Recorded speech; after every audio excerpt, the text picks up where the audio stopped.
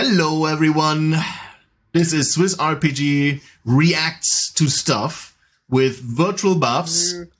New format, Virtual Luke. Yeah. New format that no one's ever done. No one's ever exactly. done React like is a completely new category for YouTube. We just thought of it. We thought, oh, this might be interesting. Now the most eagle-eyed might have spot. Oh, we're not exactly in the regular spot. Yes, we are not in our usual studio. We are at our homes. That's why we are virtual. Because of COVID, we're doing home office. Home office videos now. Except COVID is over. But hopefully home office days. Everyone likes home office. Anyway. I'm a big fan. Reacting to the Spelljammer video. Yeah, the D&D Direct stream. Why are we doing this, Bavs? Why? Yeah. Because it's a fun thing to do, and it's actually one of the... I mean, this is biggest D&D news in quite some time, actually. We get new settings for once. Not just expansion to already existing settings, we get new settings, or a revival of an old setting here in this case. And also some other new exciting news. And I think it's worth your while, so... You've convinced me. Let us watch the video. Okay. It would be a real short video for us otherwise. Which is, I don't really feel like it. All right. Bye, everyone. Bye-bye. No, just kidding. Okay, let's watch it.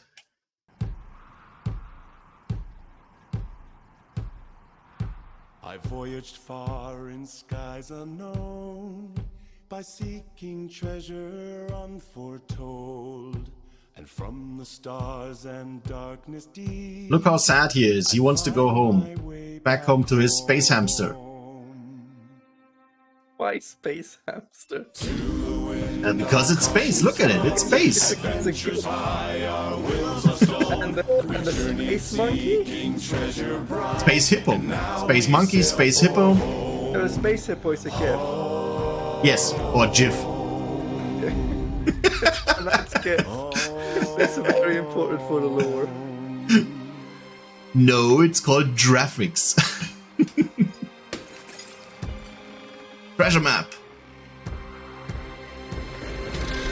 With dreams and riches unforetold, we venture. That hamster, that is very sad. We sail our ship across the stars to treasure far from. That looks fucking cool, though. Yeah, this is. I'm pretty sure most of that what we see here is probably artwork that we're gonna see in the books then later on.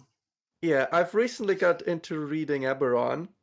And fuck, Eberron is such a cool setting. Yeah, it is. And It actually hope is. they evoke the spirit of these images in the Spelljammer book. And I'd actually be excited too, because it's like spacefaring adventure, but fantasy. At that point, I could say, like, you know what, Faroon? You're in the trash bin. You're old news. Get out of here. It's all Eberron and Spelljammer now. I don't need you anymore. I'm done. I'm tired of playing with you, and you throw it away. Yeah. I mean, look at that huge space whale with his 6 eyes and everything. That's insane. I really want to play in this. That's one of the settings that I would be more interested in playing rather than GMing. Just so that I can pull all my bullshit. I want to GM everything. I will create a Eberron Spelljammer campaign. I don't know how, but I will do it. All right, then. Is that monkey race new, or did we already have It's new. No, it's new. I guess the GIF as a race would also be new. Yes. As a playable race, yes. The other one was an elf and a drow elf. Wow, what an incredible way to kick off our show today. I'm so stoked Spelljammer is coming out. Which means I can finally say... There it is, Mr. I don't fit in the camera frame. The time has come to welcome Therefore, I have to leave. D&D Direct. All the exciting, entertaining, and epic information you'll need to immerse yourself in the world of Dungeons & Dragons for 2022 and beyond. I'm Dave Walters. And I'm Anna Prosser, and we are truly honored to be your host today. For the next 30 minutes, we are going to travel between worlds, from role-playing games games to video games to entertainment and partner reveals. So gather around as we bring you the most exciting and up-to-the-minute D&D announcements right now. We have exclusive content from Wizards of the Coast, Perfect or World, role-playing Paramount games. Pictures, and It's many more completely to show you different just how vast and captivating the world of Dungeons & Dragons is for all the ways that we players love to engage. First, we're going to take you on a deeper dive into the Spelljammer universe with a look into Spelljammer Adventures in Space. In the far reaches of space. Adventures in I'm Space. sucked in.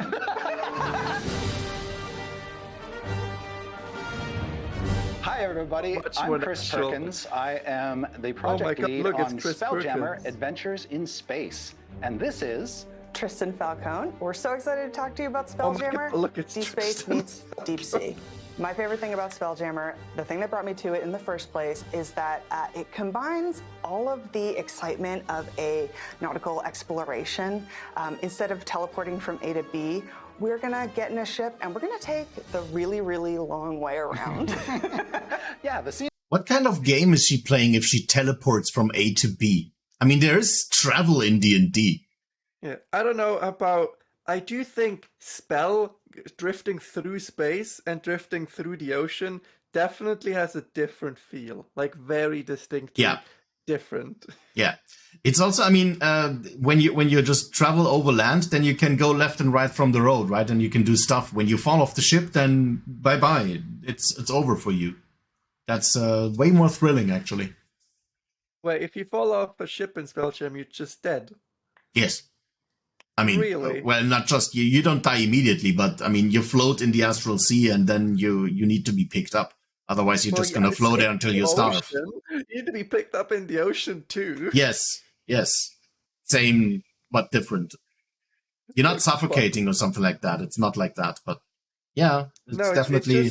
It's just the way, like, I think of it, right? Like a storm hits, you're on the sea, the water is coming on board, you have to keep the ship aloft, or the ship will keel over and and everyone will fall overboard and you'll drown. That doesn't really happen in an astral plane.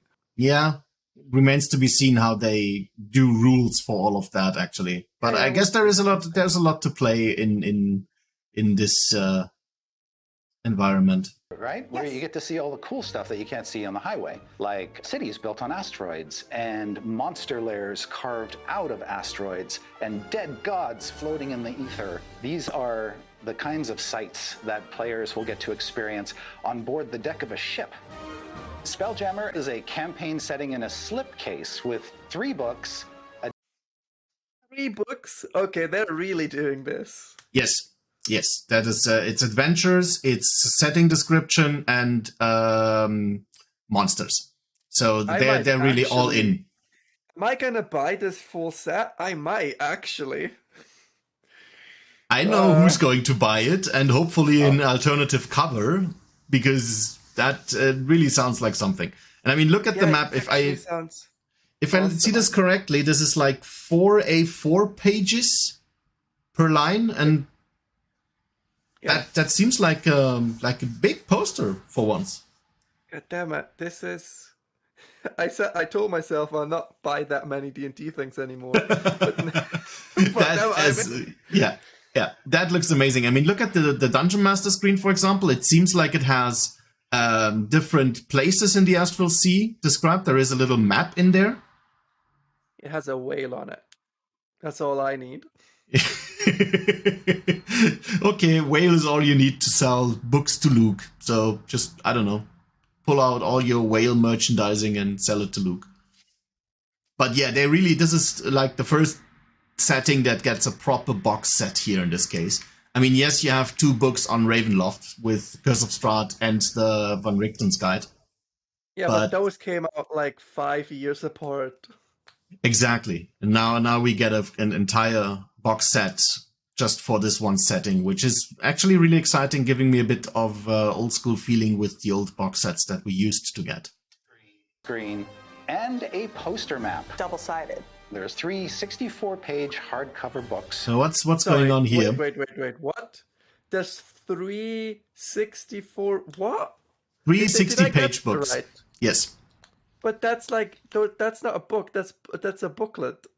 Yes, the entirety is as big as one book.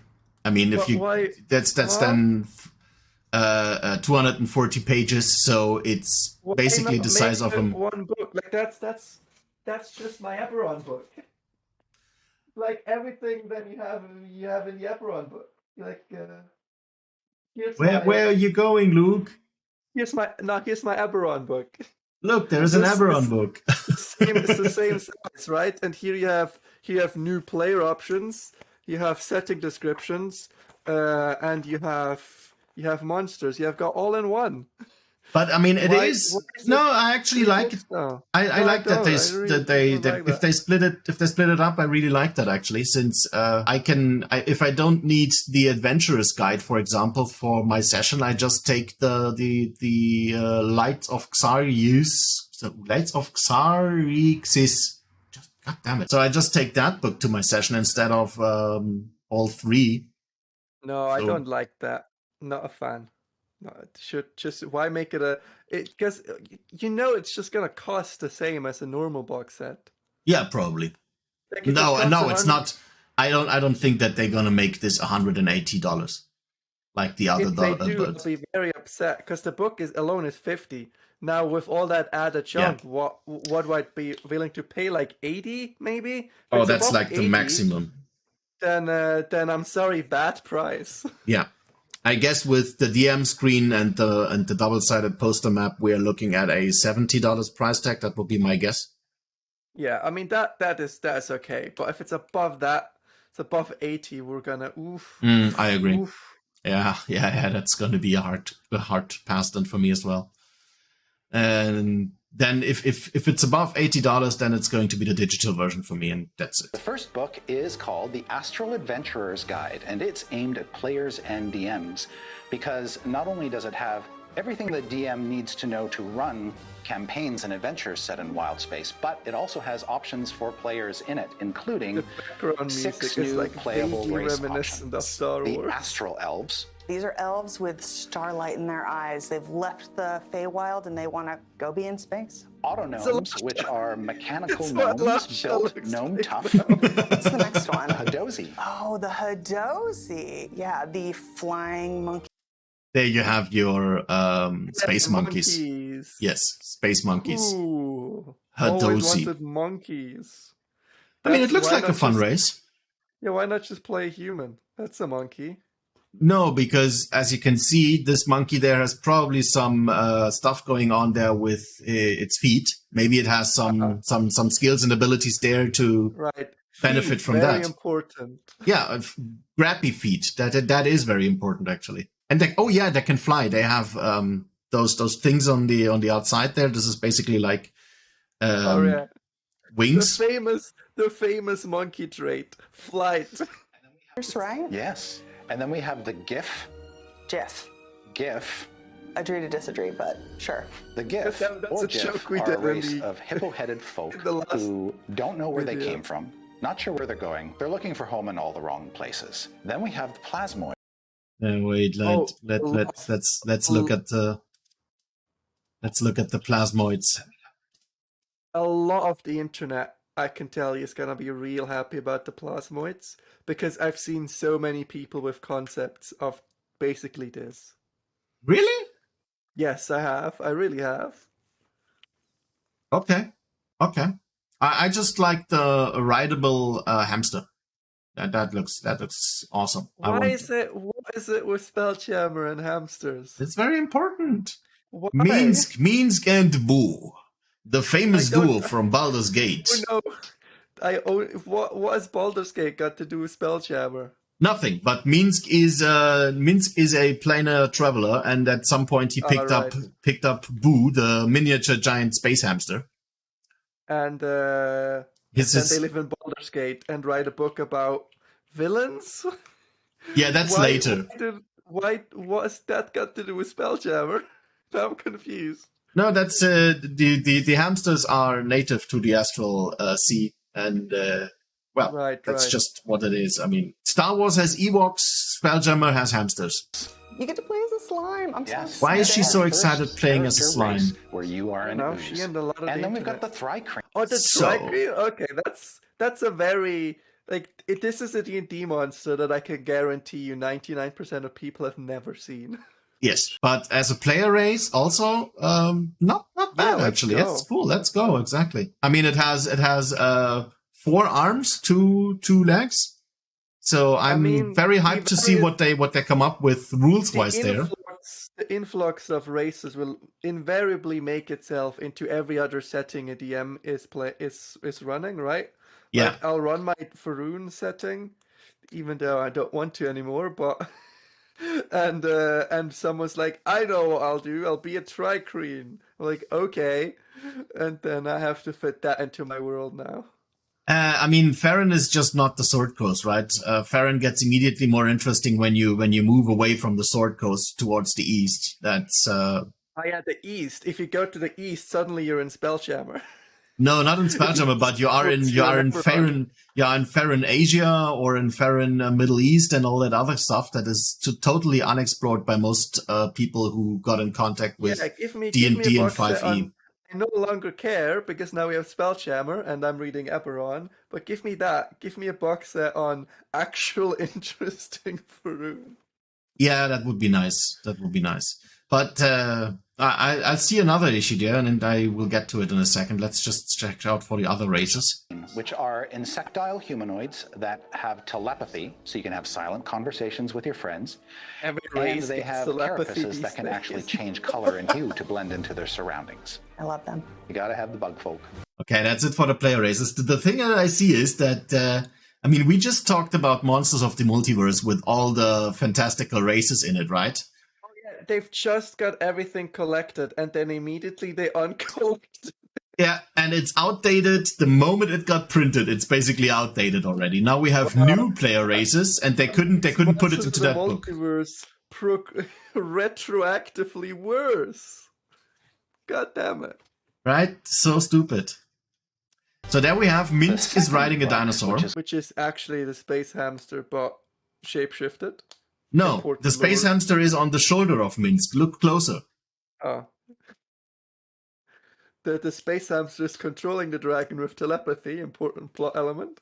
Called Boo's Astral Menagerie, named after the very famous miniature giant space hamster, is a bestiary of new monsters for the setting. For instance, there Bestiary? are Is that how you space pronounce that? clowns. How would you pronounce it? Bestiary. No. It's bestiary? That is, Okay, fine. it's beast is with an EA and bestiary is just with an E. Fine, it's bestiary. I'll... Whatever.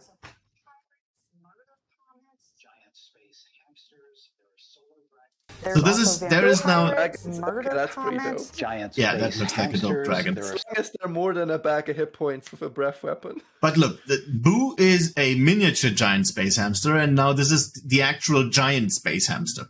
As you can see, there's size comparison to a halfling. What is that? I'm a giant miniature man. Yeah, I can understand. polar dragons and lunar dragons, all kinds of creatures. And the third and final book is an adventure.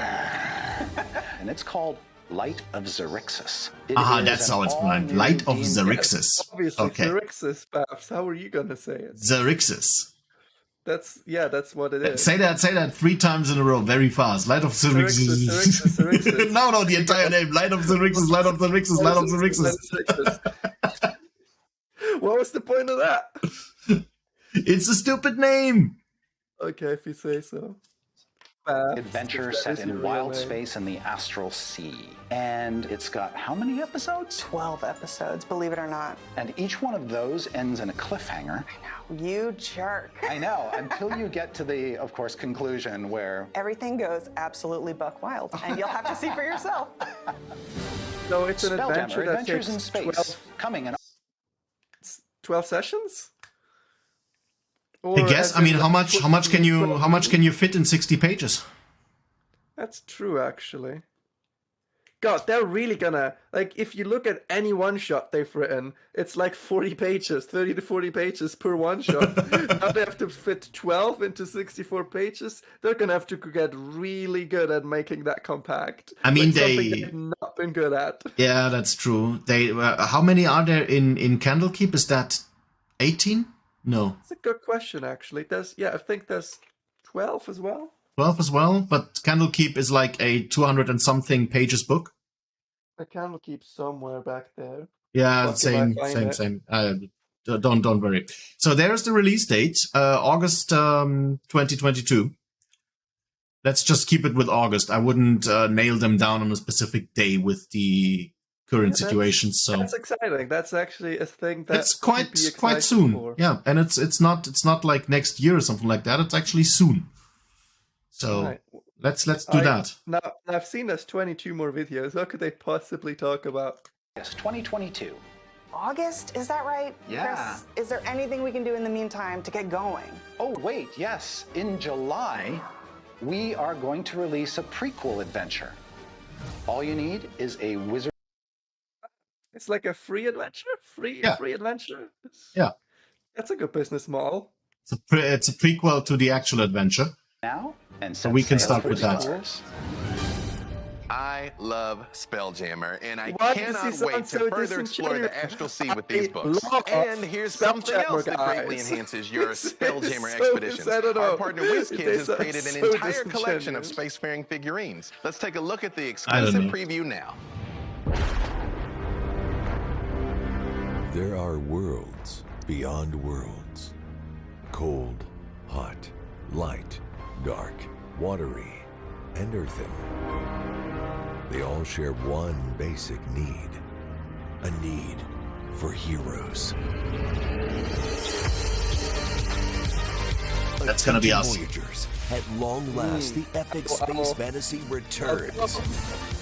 Elevate your Spelljammer campaign with Icons of the Realm's miniatures from WizKids.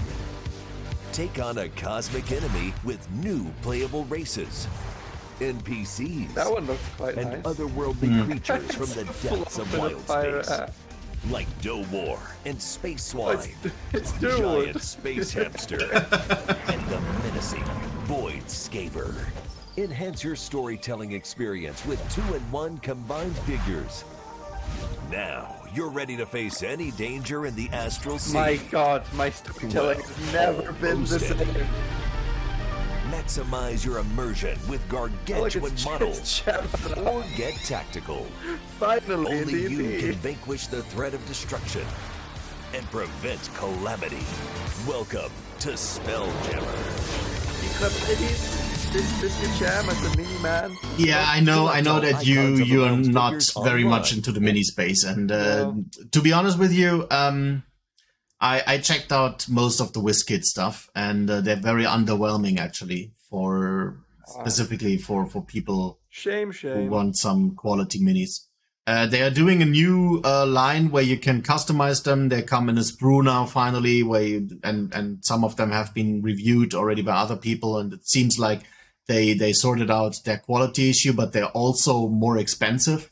So the official D&D miniatures so far have been very underwhelming, to be honest with you. Maybe Ashturberg will buy a pack and create a cool adventure with it.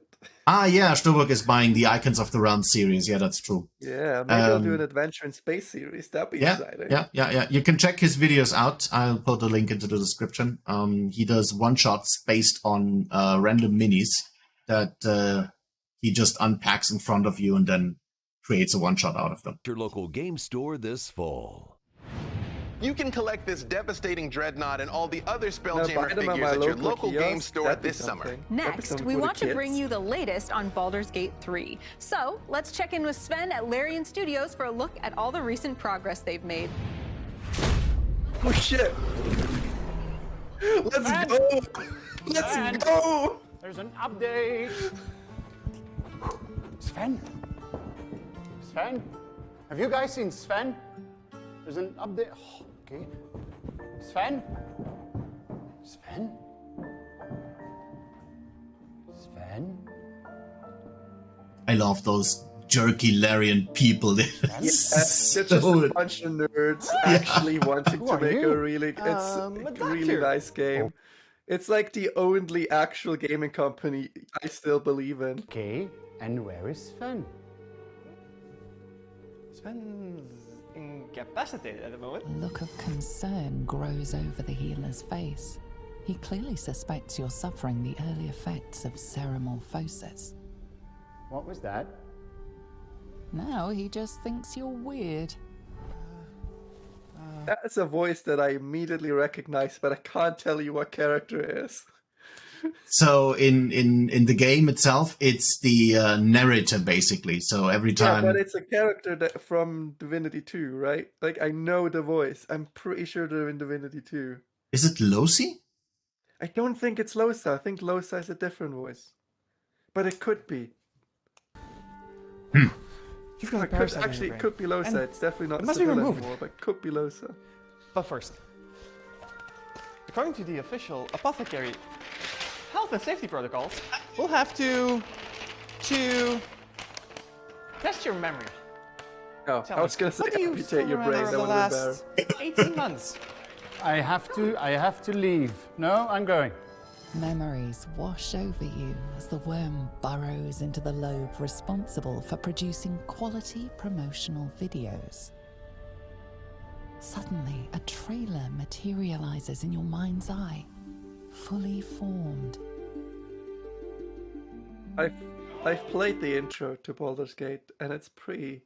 It's insane. I mean, I'm playing. I have now like 70 hours in the early access. It's so far, it's really everything that I've hoped for, and they started to adjust on the right screws, on the right dials, right?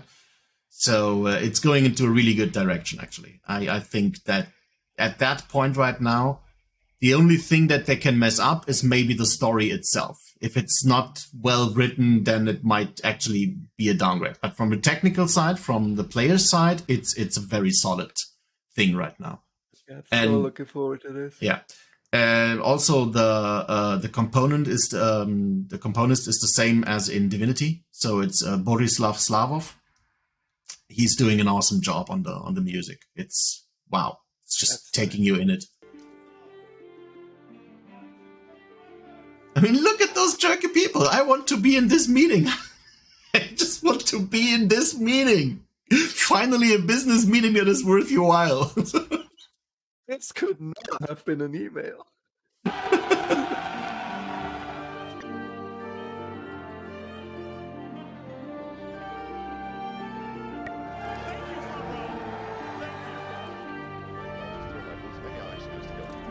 It does just look like Divinity 2 there a little bit, so. But yeah. That's fine. That's fine. Okay. That is okay. Yeah. Shadowheart.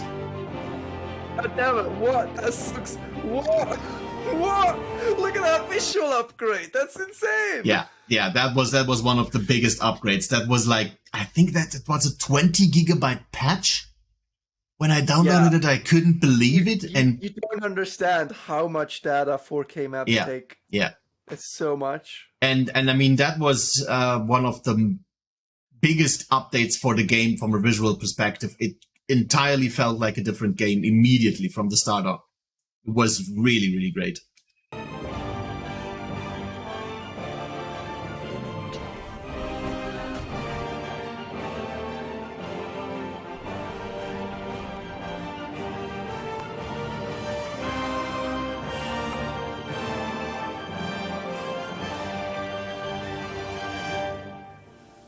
By the nine hells, we've added a lot of great stuff already. And there's more where that came from. So join us in early access on our journey to Baldur's Gate 3, or come along in 2023 when the game releases. Thanks, Doc. Yeah, 2 years later than they said initially. Which is fine, completely fine. I'm very happy. If they say the product isn't ready, I'm waiting. Yeah. I mean, I haven't seen a lot of bugs in the current release. But, I mean, there is still a lot of story to script and areas to do and so on and so on. Yeah, and plus, you know, all the other acts. Yeah. Baldur's Gate 3 keeps getting better and better. Okay, that's genuinely exciting news. Yes. They didn't really, apart from it being looking cool. Let's set our sights on glorious adventures and fresh new locales in journeys through the Radiant Citadel. To give us all the insider details, here are Ajit George and Wes Schneider. Hi, I'm Ajit George. And I forgot about that. We're here today to talk about journeys through the Radiant Citadel. Information about that book went in here and it came out there.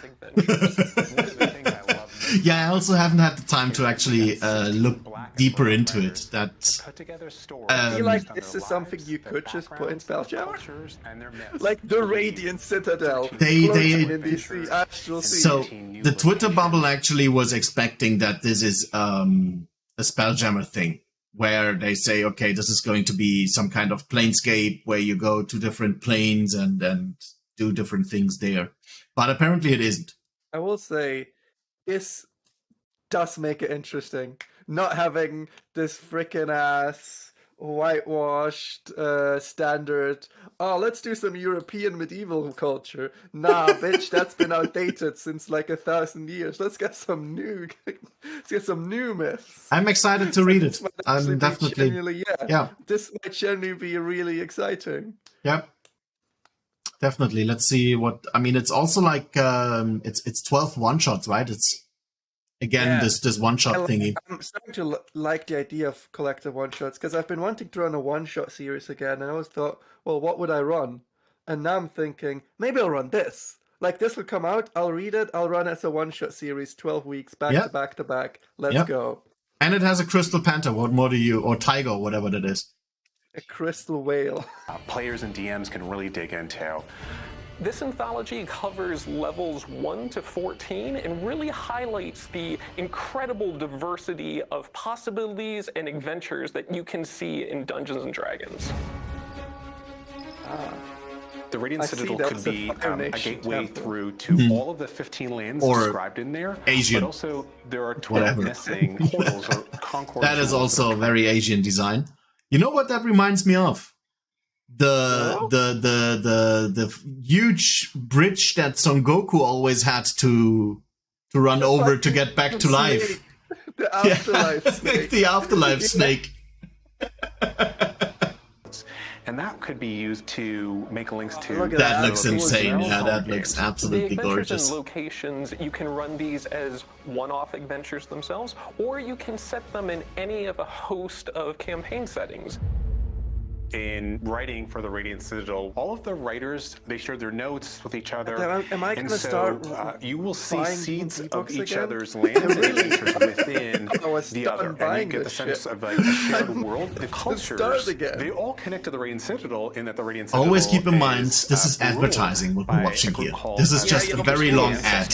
Of course, but they're like actually saying interesting things again. Like which one I didn't really care about, and then it came out that the reviews were like off with the adventure Wages while I'm of interested Vice. in the adventure, I'm not that interested in the adventure.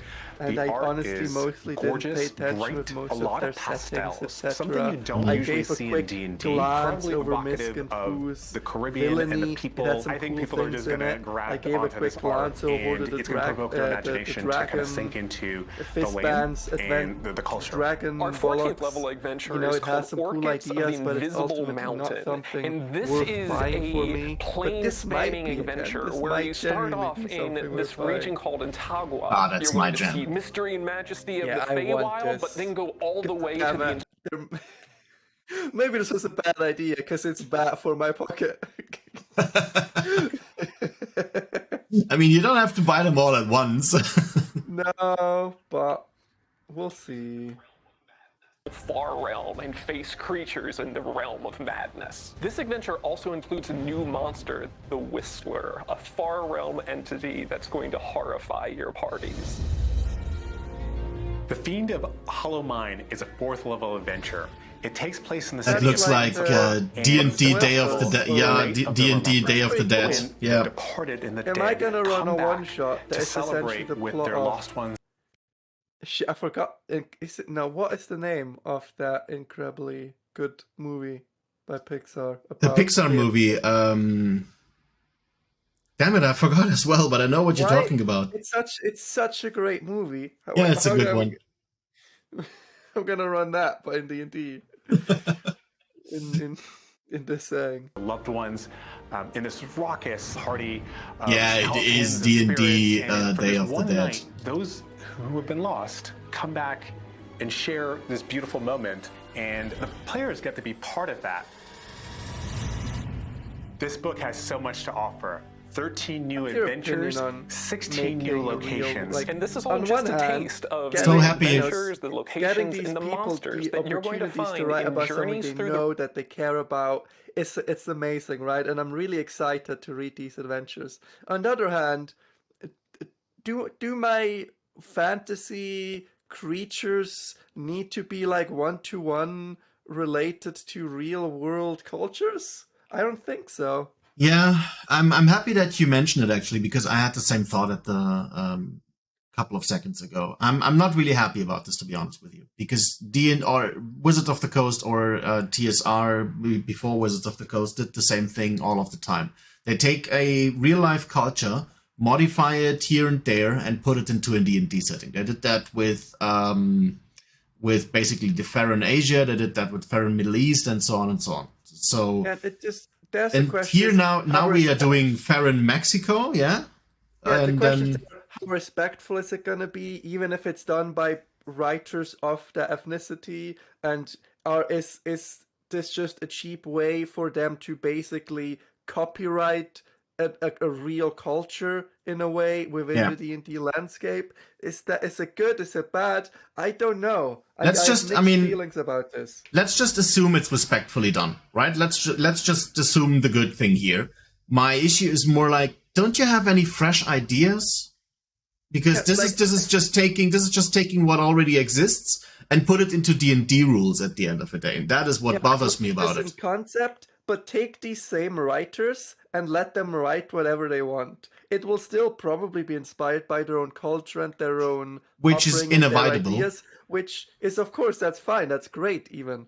But let them write something more fantastical. Let them write something more out of this world. Make it more fantasy, right? That's what I want. Make it not just culture, but in D&D. Yeah, exactly. That is my thing. And about the respectfulness, that's about to be seen, so I can't judge this here right now. That's not something that we could even, like, it's not our culture. We can't say how respectful it will be done. That'll be up for them to answer. Oh, that alt cover, though, I like that. That's, like, very charming. Yeah, I find it very charming, actually. It's not my vibe. I much prefer it. I like it. I like it from the artistic. I like the. I appreciate the artistic value behind it, but it's not my jam. It's definitely not my vibe. I think I'll pop over to Tactica and I'll ask them if I can pre-order the alt cover for Radiant Citadel. Oh yeah, you can. You can just you can do this in the online shop. Actually, you just order the thingy. Sometimes they put a separate article in the online shop for the alt cover. Sometimes you just have to add a note to your pre-order, and then they're just going to put it. You don't even have to leave my house? What amazing service is that? Yeah, it's amazing service. Tactica.ch. Check them out. Great job. Not affiliated. Tiny bit affiliated. In Citadel when it releases on June 21st. Ooh. I can already see the Dungeon Master wheels in your mind of the Coast in 5th edition. Yes, you know me, and I am what I am, and it is absolutely true, which is why I feel qualified to appeal now to our fellow Dungeon Masters. What we have for you next is write that down, Luke. You won't be able to live without it. I feel compelled to fortify you with caution. Something that will make once you cast your gaze on these, you will not be able to live without them. Will it you have been warned. What the fuck is this? You see, it's a bunch of casino chips where you can play poker with and flip around. Finally, I can play fantasy poker the way it's meant to be. Yeah, just wait. Oh, easy storage. That's what we all want. Easy storage. That's what we all want, yeah. Okay, storage, nice. Okay, 3 sizes. Wow. Okay. It's like shittier minis. Got it. Exactly. That is the entire thing. So what they do is they do a. Shit. Okay. They do a flat plastic token where you can then use those pictures as a sticker on it. That's the entire thing. Well, isn't there the whole thing where you just print out a piece of paper and you stick it in the thing and like, this is my mini now. This is that, but worse. How is this immersive? Why would I buy this? Why would I spend money on this?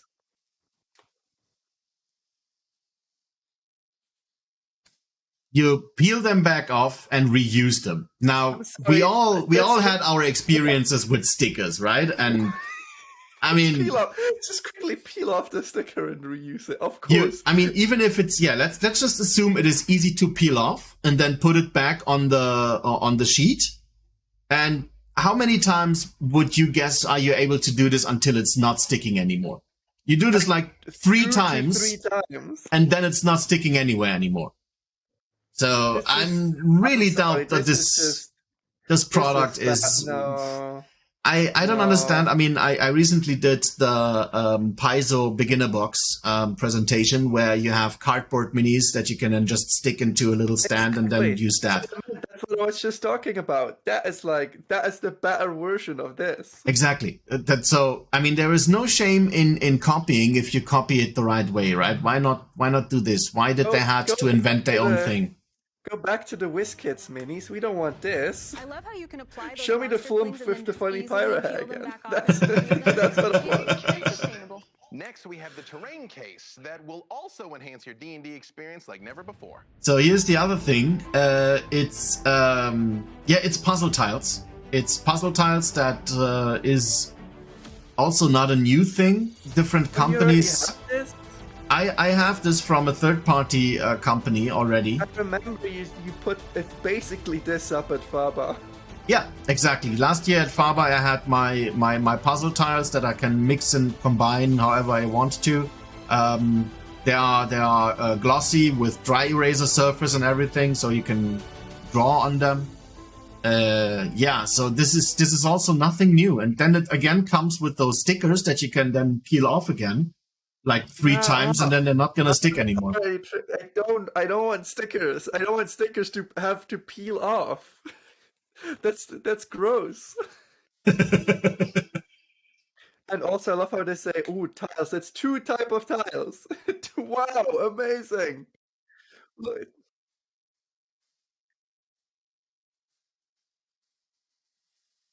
You can put them together and they like snap. Wow, that technology, I've never seen that technology before. Yeah, we call it puzzle. Please tell me more, Wizard of the Coast. Everything I need, I no longer need a book. I definitely want both of these campaign cases in my arsenal. Always both. Definitely both. Here's some tiles. Which is why it is so great that they'll be available this July.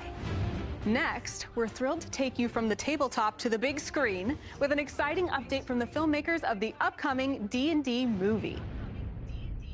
Hi, I'm John Francis Daly. And I'm Jonathan Goldstein. After years of being devoted players, This in the we same like you series spent as a the lot of first time two imagining the we incredible watched. places, characters, and So far, what I know, yes, kind of. To the big screen. It is in the same world, probably, and I mean, the working title will give it away.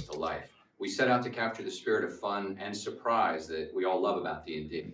Thank you to our awesome partners at Wizards of the Coast, but most importantly, thank you to you, the greatest fans in the world. Oh yeah, I can see your excitement right there. March 2023. We can't wait for you What's this to see. world? There's so many worlds. We can't wait to bring this world. Which world? Which world, damn it? Okay. Yeah, there we have some professional CGI. Yeah, we've got an ant symbol. Nice, nice. Oh, Dungeons and Dragons, I know that. I've played that before. So, Honor Amongst Thieves, if you watched the first Dungeons and Dragons movie from, what was it, 2003 or something like that? It's now you can't tell me they're actually continuing over a decade-old franchise in a 4th movie. Like, they can't do that, right?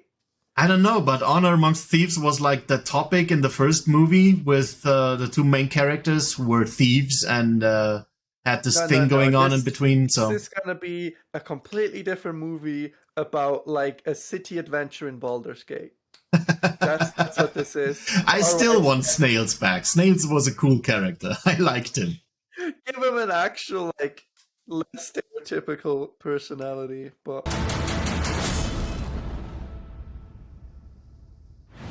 There you have it! Dungeons & Dragons Honor Among Thieves, coming to theaters March 2023. It cannot get here soon enough. And I love how film is another incredible way to inspire and invite new players to join the D&D community. There's just so much variety and evolution here. It is always the perfect time to try your first game.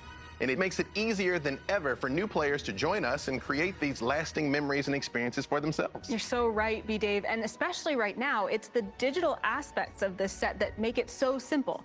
Take a look at this. So there is a new starter set. Dragons of Stormwreck Isle. But are there 20 more minutes in this, or 9 more minutes? That's 9 more minutes, I think. Can't be 20 more minutes. Okay, so there's a new starter set. Yeah. That not only features a fresh new adventure, it comes with digital onboarding tools that immediately introduce new players to the basics. It has never been easier, and the set itself is also different from the current starter set. It is more streamlined and easier to understand. So you get less information? I don't know what they mean by that. I think actually the current starter sets are both pretty streamlined and straightforward. Specifically for new dungeon masters, they're very good. We've sucked Lost Mines of and Delver Stick a few times, so we'll have a very strong opinion on this starter adventure. I mean, I'm always up for a new starter adventure in general. That sounds cool. I just hope that they are able to continue the success of the first two, because those are actually very good. Plus, what did I mean by digital onboarding tools? Yeah, I have no idea what they mean by that. I mean, it's probably D&D Beyond is a day click here to immediately go to the D&D Beyond page. D&D Beyond, and then probably I guess that they have some kind of special page then for the starter set on D&D Beyond for players to give them the basic rules and maybe even create a character or something like that. So that's my personal guess. To be seen. Share their love of D&D with their friends and family members, and especially kids. Speaking of amazing digital content, a new D&D Digital Library is available on the D&D website today. Just use or create your Wizards account to get access to all this new digital content right now. We already told you about the Spelljammer Academy adventure, but there's something else, and it's one of my favorite things, the new digital monstrous compendium. Talk about another treasured memory. I mean, all the way back to the beginning, one of my favorite things to do was to get the old monstrous compendium and look at all the stat blocks and all the art and just dream about all these terrible creatures, beholders and umber hulks and mind flayers. Can I have a displacer beast instead? We can have both. Okay, why not both? Fair. You know, I mean, I can still see my massive second edition binder. So here's what he's talking about. Luckily, sadly, we didn't have that so far. We didn't have any monster manuals to go through. Yeah, let me explain what he's talking about. That's actually different. That's actually a different thing. Back in the days, like in second edition, for example, when you bought a box set for an adventure or something like that, then you had a set of pages with new monsters within the box set, already with holes in it so that you can put it into a ring binder. And nowadays we have those included in the books, right? So you have some new monsters in every adventure, but they are just in the book, and you can't just rip them out and put them into a binder and create your own little monster compendium there with those separate pages. Yeah. That is the entire thing. What is different there? It's separate pages that you can put into a binder. Here the problem is, I mean, not the problem, but the thing is that they're going to release those digital. So you have to print them out to put them into a binder, which then, it's just an addition to the already existing monster compendium on D&D Beyond. So I don't really see what he's excited about. Except that they took the old design of the monster compendium over to the new product. Okay. So that's like the only thing. That's their job, right? These guys' job is to be fake excited about things. Yeah. So. Have it. Of course. No, I love that thing. And I'm so excited they are bringing it back and that it will continue to be updated. Monstrous Compendium Volume 1 will be available to all players with a Wizards account or a D&D Beyond account, and comes with 10 monsters from Spelljammer. both well known and completely brand new. Those are already available. I just had a quick look at them this morning, actually. So they're there. They're already on D&D Beyond. You can check them out, and they're free. Features the Eldritch Lich, one of the most powerful undead wizards to ever Guess what exist. CR it is? I'm super pumped about. And then there's something I know that you're The most powerful monster ever existed, Undead Lich. 23. It's 15. What? The Eldritch Lich. The Eldritch Lich, right? Sounds like super important BBEG whatever CR15. Well, a regular Lich is higher than that. Yeah, and regular Lich is 22. What? Why bother making a weaker Lich? I have no idea. Here's my 2 cents about this entire thing about digital add-ons and so on and so on. I mean, they recently bought D&D Beyond, and they just a week later they start releasing tiny little digital add-ons. So far, right now they are free, but I don't like where this is going. Actually, it's not gonna take long until we see buy this monster for just 99 cents, or buy this surprise pack for $4.99. They've discovered microtransactions. No. Microtransactions, loot boxes with random monsters in it on your D&D Beyond account. I don't like where this is going. Yes, exactly. That is my entire issue with it. Digital Library on the D&D website. Dungeons & Dragons is a fantasy world for everyone around the world. That's why we're delighted to showcase the latest books will be available in French, Italian, German, and Spanish. This is a tremendous expansion to the list of titles Wizards of the Coast first started offering in European languages in 2021. We're thrilled to announce that these titles will now be available. So here for the German-speaking community, we already had our laugh at it on the Discord. Tascha's Kessel mit allem. That sounds like you're ordering kebab. Tascha's Kessel mit allem und scharf bitte.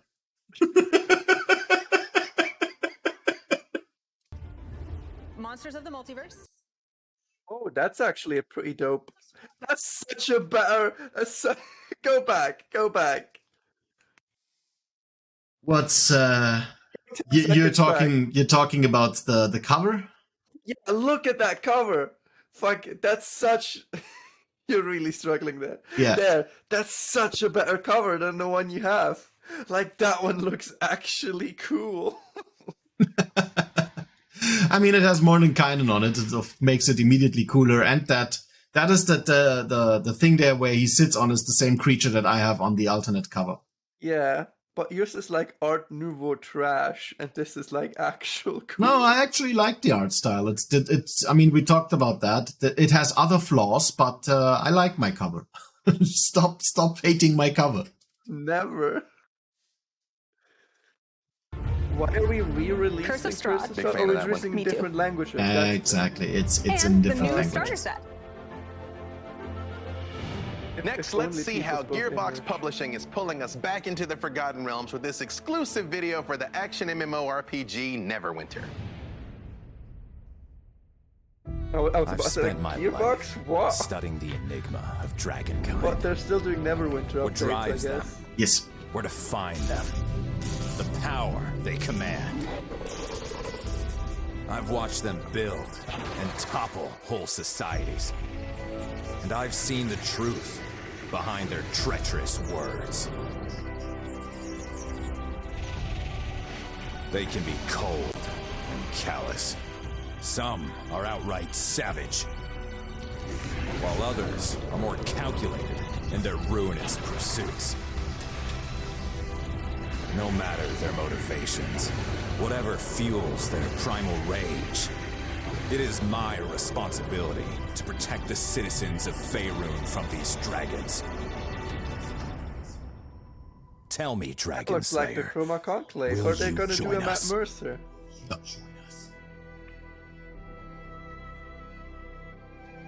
So yeah, another Neverwinter add-on. Yeah, who cares? That game it's not a good game. It's not. No, it's not. It's actually not a bad game. It's you can play this alone for quite some time. They recently revamped the entire skill system. So I mean, I had played it. It was incredibly boring. No, it's not that bad. It can be a good time sink for like a couple of months, and then you're done with it. I just wanted to get into the Prince of the Apocalypse expansion, but I had to walk through all of this boring. Yeah, that is exactly what they changed. You have better access now to the specific expansions and modules. Maybe I'll go back to it then. I'll play Prince of the Apocalypse. Still, it's still a popular game. It's still played, so. Yeah, you can still find groups there. It's okay. It outgrew the edition change, right? Because it's still based on 4th edition, according to. No, they just changed that. No, they just changed that. And yeah, they just. Still. They did a complete overhaul on everything. Though. They did a complete overhaul there. It's still, of course, you still have this skill system there with stuff that goes back to 4th edition, since it's like the best thing to do for computer games. But they revamped quite a lot. They did. Most of the things got reworked now, and it's not bad. But you know what? Maybe I'll have a look at it. Yeah, have a look at it. It's free to play, so you don't have to pay anything. So it's all right. Yeah, I only have to waste my time. That's a good deal. You can play this next major expansion to Neverwinter on PC, Xbox, and PlayStation. New Dragonslayer, spectacular dragon hunting, and a fresh Tiamat trial await you. Streaming has helped demystify Dungeons & Dragons for a whole new generation of fans. There has never been more great D&D content to watch. It has also opened the gates for incredible content to be created, including one new D&D show I'm personally quite partial to because I happen to have the honor of being a part of it.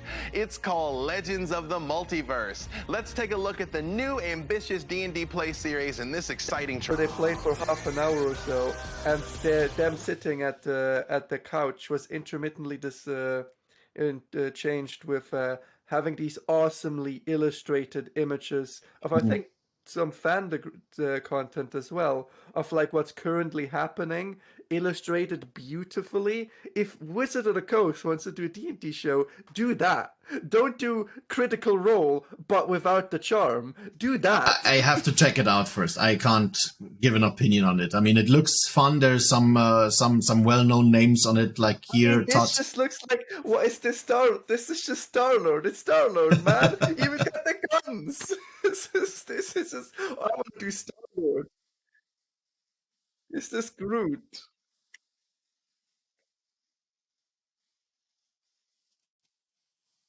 I don't really know how Ginny D now within like 2 years she is super popular within the D&D space. I don't know why exactly she's now a go-to person in D&D. Am I supposed to know her? What's she do? She's a cosplayer. She does cosplay videos. Actually, quite a successful cosplayer and YouTuber. And like 2 years ago, she got herself into D&D. And I mean, you know what it means, 2 years within D&D. That's not, I mean, it is some experience, but it's not like super experience. But somehow she's doing now Dungeon Master advice on YouTube, and I'm personally not really a big fan. But no hate. I mean, I don't know any of these people. Like with Critical Role, it's at least they're in 90% of all media I consume because they're voice actors of everything. Who are these people? Oh, I think I know. Wait, is that who I think it is? Go back. Is that who I think it is? Not that guy. The other guy. That guy. Is that the guy from the anime? Show, the anime police squad. Is that who I think? I don't know what you're talking about, but you can Google it. Yeah, I think that's him. Yeah, I know one guy. I know one guy on that show. Yay! Hooray! You didn't recognize the other guy from College Humor, for example. Him. You know, two guys already, Todd Kenrick, which was the spokesperson of D&D Beyond for quite a while. There's 3 persons that you should know. Wait, I'm no longer even sure that is the guy. Wait, Isn't that the guy? I'm so sure it's the guy. No, it is. He's got a YouTube account called ProZD, and then he was on Anime Crime Submission. I think if that's not him, then I'm sorry, but I think that's him. And Twitch channels when it premieres later this month. As a storyteller, I absolutely love the way D&D invites everyone into this world of adventure. Whether they want to play it on the tabletop, experience it through video games, watch it on the big screen, or be swept away through the pages of an expertly crafted novel. You're so right, B-Dave. D&D brings us together in such fun and meaningful ways. And that's why it was so exciting to see all the new content and products coming our way in 2022 and beyond. From incredible brands like Spelljammer, Baldur's Gate 3, and Neverwinter. And from products like the new campaign cases, the Journeys Through the Radiant Citadel anthology, the Reborn starter set, and so much more. In fact, here is a sneak peek of a brand new miniatures gaming experience coming later this year.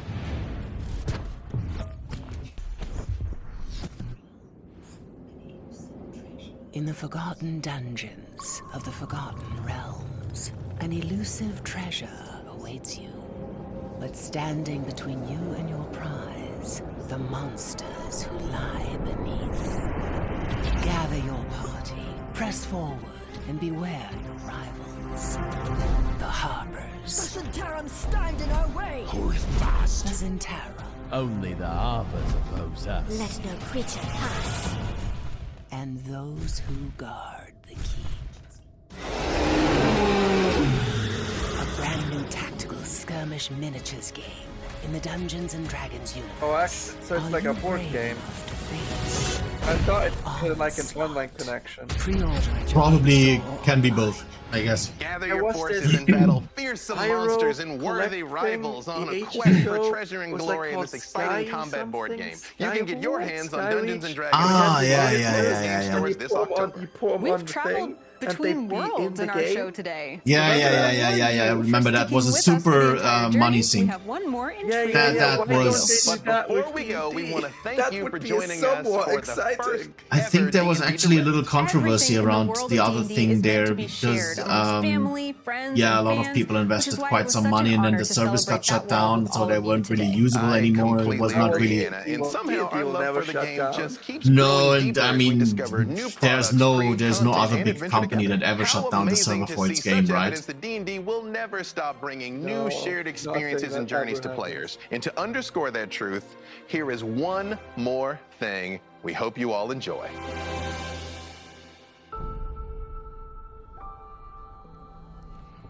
I often wonder why we fight with all the evil forces that plague this land. I've seen this. The odds feel insurmountable. Our enemies are savage, cruel, and relentless.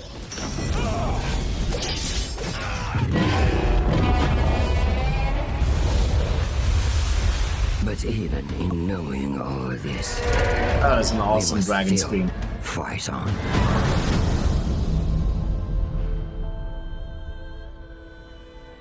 Dragonlance, right? Yeah, it's Dragonlance.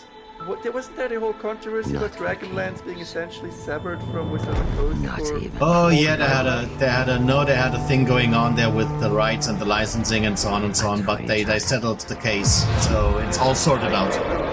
They did that like a year ago, something like that. They settled the case.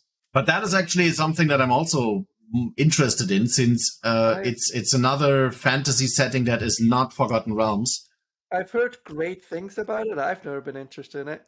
But at this point, I'm interested in everything that does Faerun, but better. Because they've really dropped the ball on 5th edition Coast. It's so boring. That is true. The good thing about Dragonlance is that there is a lot of really good lore about it. I mean, there's actual novels, and they are not just all written by one specific guy who has a certain favorism for a drow that we all know. Lots of incredibly boring world building. How about we have a landscape with like 5 cities, and the 5 cities cooperate? And yeah, that's the setting. Yeah, Dragonlance. I mean, Dragonlance has, of course, more political stuff going on. It's more kingdoms and so on, and also, of course, an war. Yeah, and you also have the threat of dragons all of the time, right? So it's Dragonlance. I'm reading Eberron, and you have all the different nations that strive, having a shaky balance, and you got the dragon-marked houses. You've got the Mournlands and whatever is within them, and you've got plenty of stuff. Yeah, that's true. Well, that's it. That was the D&D Direct. What's the Fazit? What's the Fazit? What's the Fazit? Let's talk about the Fazit. There's a few things that we're generally excited for. There's a lot of what is this garbage? So it's very mixed. So the physical stuff, I mean, books and all of that kind of stuff, that seems to be all right.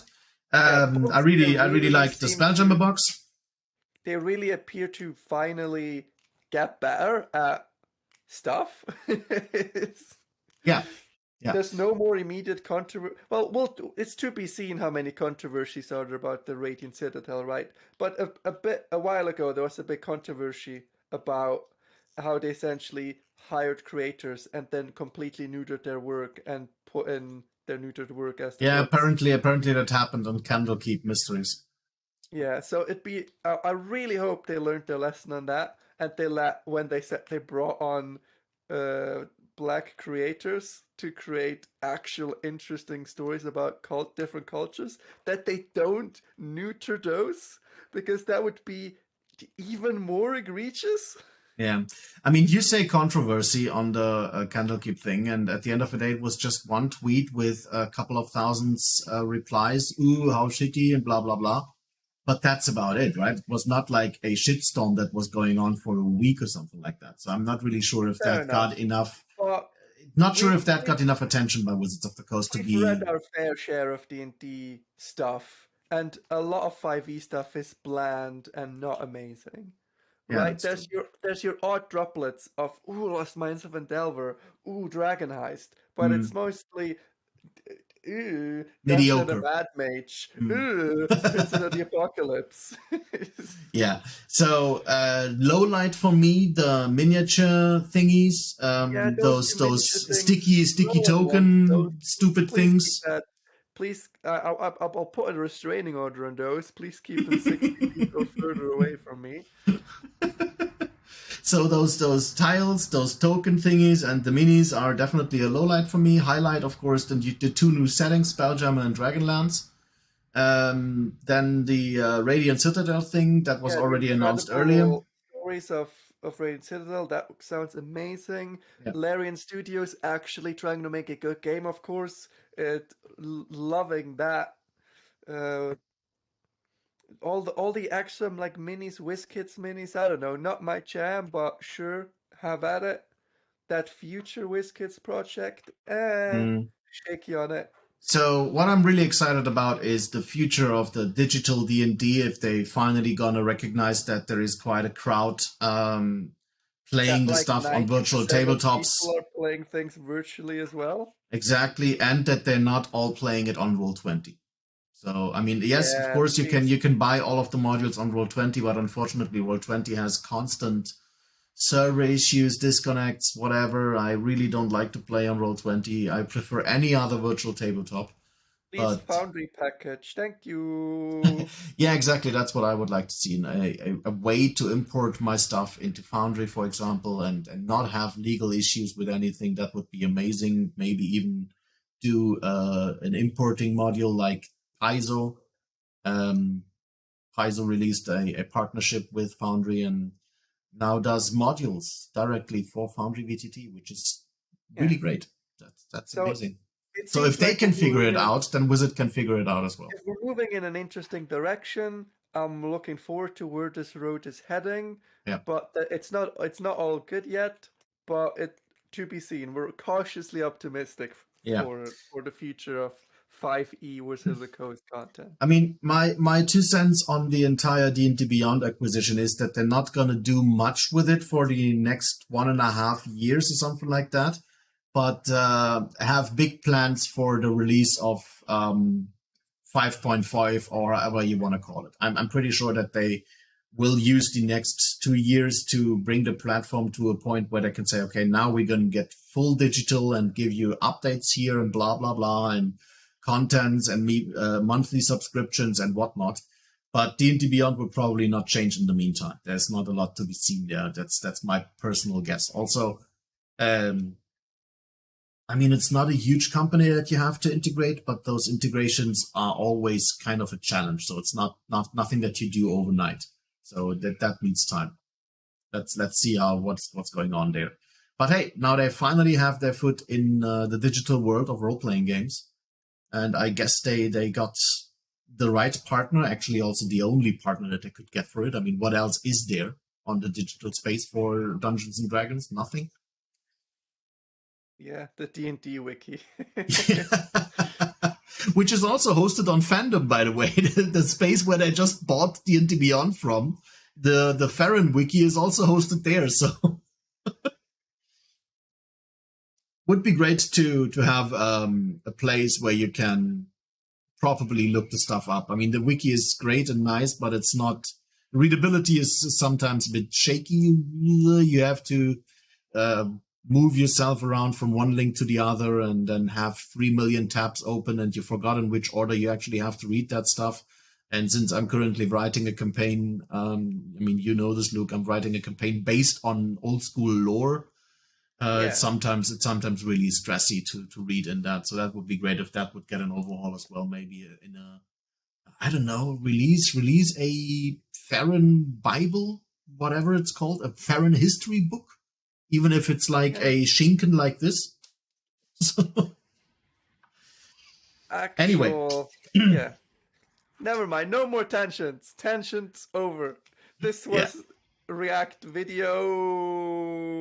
Yay! We did a React video. Thank you everyone for watching. As always, if you haven't done already, please like, share, subscribe.